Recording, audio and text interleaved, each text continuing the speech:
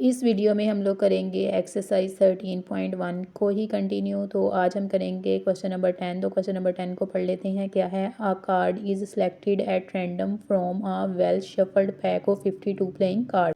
What will be the probability of selecting a queen neither a queen nor a jack. यानी कि इसके दो parts हैं जिनकी हमने क्या करनी है, प्रोबेबिलिटी फाइंड आउट करनी है।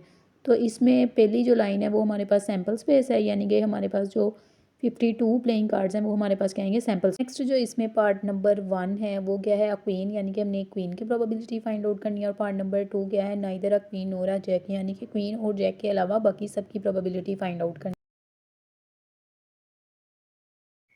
और इस क्वेश्चन में अब हमारे पास जो सैम्पल स्पेस आएगी वो कितनी आएगी, 52।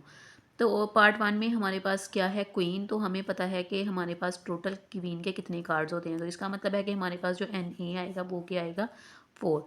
और इसकी प्रोबेबिलिटी कैसे निकालेंगे, 4/52। अब ये मज़ीद कैंसिल हो रहा है, 4 वन ज़ा 4, 4 वन ज़ा 4 और एक इधर कैरी गया, 4 3 ज़ा 12 आ गया। तो इसकी प्रोबेबिलिटी क्या आएगी, 1/13। अब हम करेंगे पार्ट नंबर 2, यानी कि इसमें क्या है, neither a queen nor a jack, यानी कि हमने क्वीन और जैक दोनों की प्रोबेबिलिटी को फाइंड आउट नहीं करना।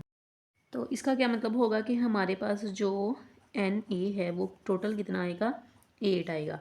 अब पहले हम इसकी प्रोबेबिलिटी फाइंड आउट कर लेते हैं कि इनके होने की प्रोबेबिलिटी क्या है। देन हम अपने फार्मूला में पुट करके नोट की प्रोबेबिलिटी फाइंड आउट कर लेंगे। तो इसकी प्रोबेबिलिटी क्या आएगी,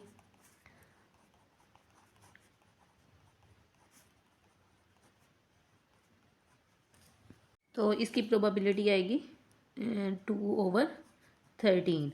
अब नेक्स्ट हमें पता है फार्मूले में कि हम कैसे नोट की प्रोबेबिलिटी फाइंड आउट करते हैं। तो P A not is equal to 1 minus P A आ जाएगा।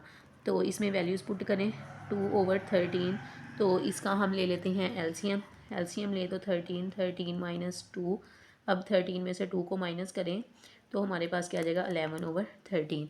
तो ये हमारे पास प्रोबेबिलिटी होगी कि ना तो इसमें जैक आएगा और ना ही इसमें क्वीन आएगी। बाकी सब जो बाकी बचते हैं उनके आने की प्रोबेबिलिटी क्या होगी, 11/13। लास्ट क्वेश्चन है इस एक्सरसाइज का, क्वेश्चन नंबर 11। तो इसको भी पढ़ते हैं। इसमें भी क्या है, ये भी सेम क्वेश्चन नंबर 10 की तरह ही है। A card is chosen at random from a pack of 52 playing cards, find the probability of getting a jack and no diamond.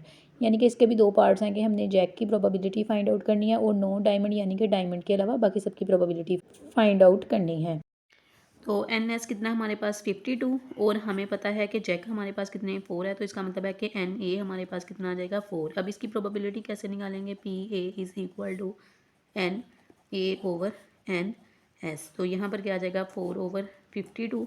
तो इसको भी कैंसिल कर लेंगे, किसके इक्वल आ जाएगा, 1/13। तो ये जैक की प्रोबेबिलिटी आ जाएगी। अब इस क्वेश्चन में क्या है कि हमारे पास जो नंबर ऑफ़ सैम्पल स्पेस हैं वो वही हैं, 52। और हमें पता है कि जो डायमंड हैं वो हमारे पास कितने होते हैं, 13 13 होते हैं। अब पहले हम इन डायमंड्स की प्रोबेबिलिटी फाइंड आउट कर लेते हैं, दैन हम इसकी नोट प्रोबेबिलिटी फाइंड आउट करेंगे। तो इसकी प्रोबेबिलिटी क्या होगी, N A over N S, 13/52। तो इसको कैंसिल कर लेते हैं, 13 वन ज़ा 13, 4 ज़ा 1/4। इसकी क्या आ जाएगी, प्रोबेबिलिटी। अब इसकी नोट प्रोबेबिलिटी फाइंड आउट कर लेते हैं। तो यानी कि P A not is equal to 1 minus P A. तो 1 माइनस पी ए हमारे पास क्या है, 4। इसका अब एलसीएम ले लें, 4, 4 माइनस 1। तो ये किसके इक्वल आ जाएगा, 3/4। तो ये हमारे पास क्या आ गई, पी ए नोट, यानी कि डायमंड के अलावा जितने भी बाकी कार्ड हैं उनकी प्रोबेबिलिटी क्या आएगी, 3/4।